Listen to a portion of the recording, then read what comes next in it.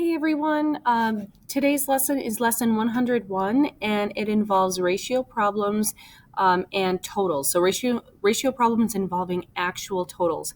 Up until this point, we have worked with ratios, of course, but it's been a lot of problems where we're given certain situations and we have to reduce our ratio down to the smallest form.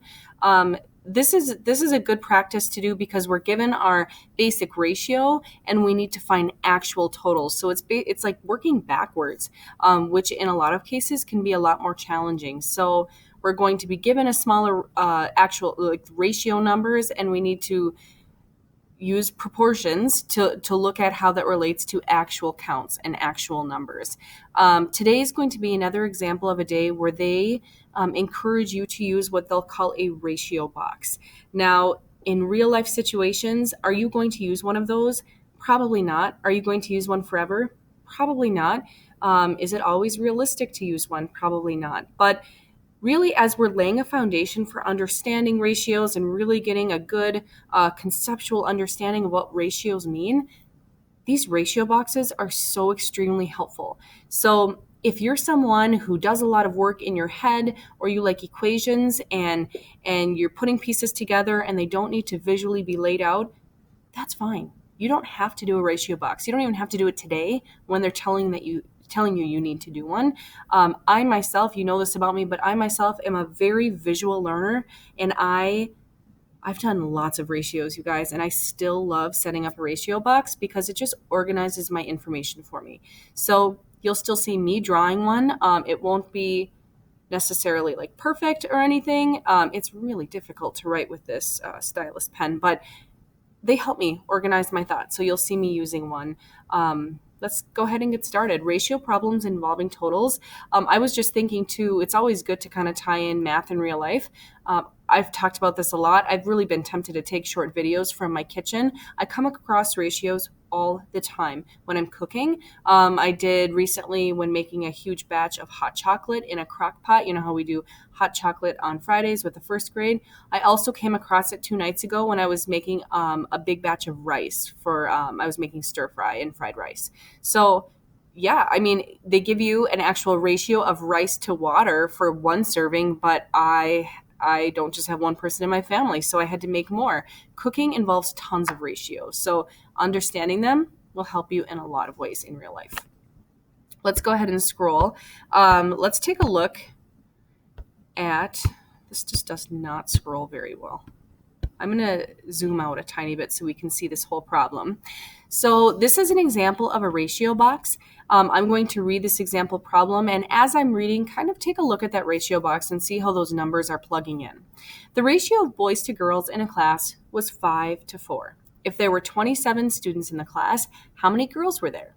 So in front of you, you see this ratio box. On the far left column, you see the ratio numbers. The boys number is 4, boys number is 5, girls number is 4.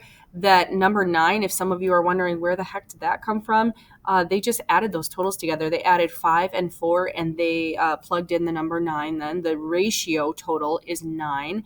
And then the other piece of information that we were given in the beginning statement was that 27 students in the class altogether. So over here where it says actual count in this column, the total for the actual count is 27. So we're ready to do some actual work here now. I'm going to grab my pen. And this is where I start to consider a proportion again. We're looking for information where we have both columns filled in. Like looking at this ratio box, where do I have two pieces of information across from each other? That's solid information. We can use that to kind of find a rule for our ratio table and apply it to everything.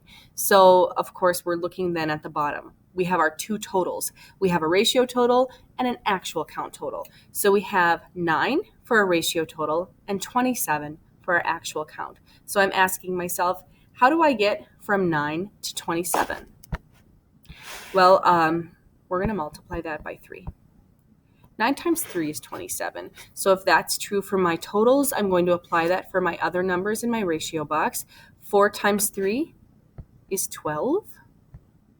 Oh, that didn't turn out well. And then 5 times 3 is 15.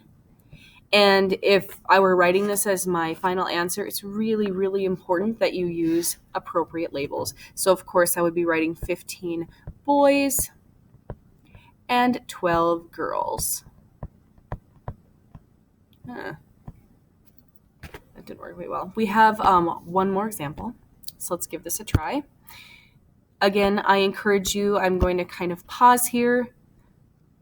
See if that refocuses. I'm going to pause here. I'm going to have you read this problem entirely.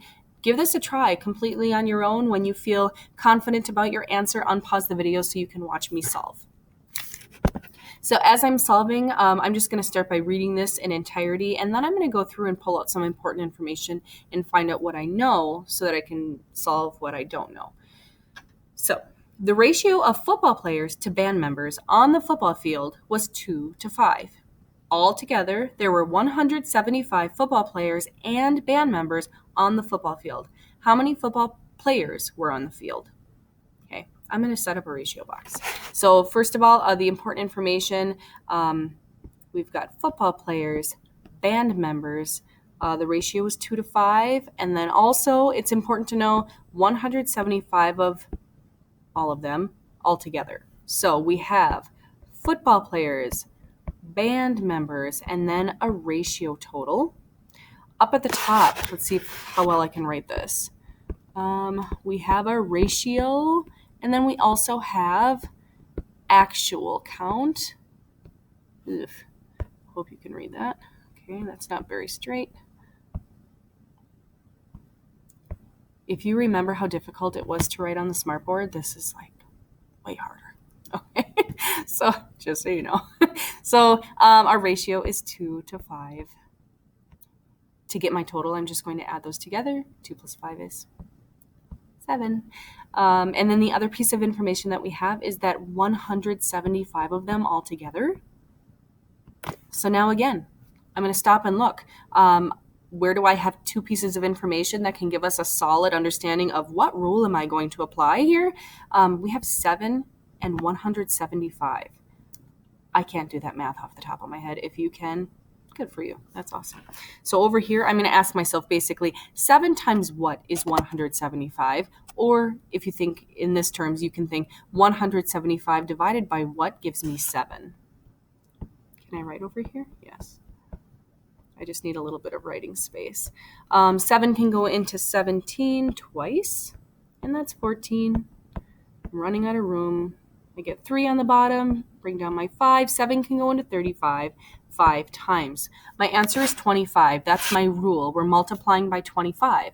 I like 25s because I can do that multiplication pretty quickly. I think about quarters. So let's apply that. The rule is, I don't even know where I can fit this in. I'm going to do it way up here. 25. So 25 times 2 right here would give us an actual count of 50. 25 times 5 gives us an actual count of 125. Now, good mathematicians don't ever just stop there. They always either ask themselves, is this answer reasonable? Another thing that you should do at the end is always check your work. And there's a way for us to check our work here by, we were given the total. That didn't work. We were given the total here. Let's just add together our two totals that we got and make sure that they add to our total. 125 plus 50, of course, gives us 175. Their final question, just to go back and make sure we have everything covered. Their final question here, I've done a lot of writing, but underneath my writing, you can see how many football players were on the field. We can't just leave this as an answer. This isn't an answer. This is our work. They're asking specifically about football players. Our answer here would be 50 football, yikes, players. Labels are important. So that's our only example for today. Again, we have a homework assignment linked right in our Google Classroom for this lesson. I've lost connection. I'm not sure if my video's ended. I'm going to stop right here. Thanks, you guys.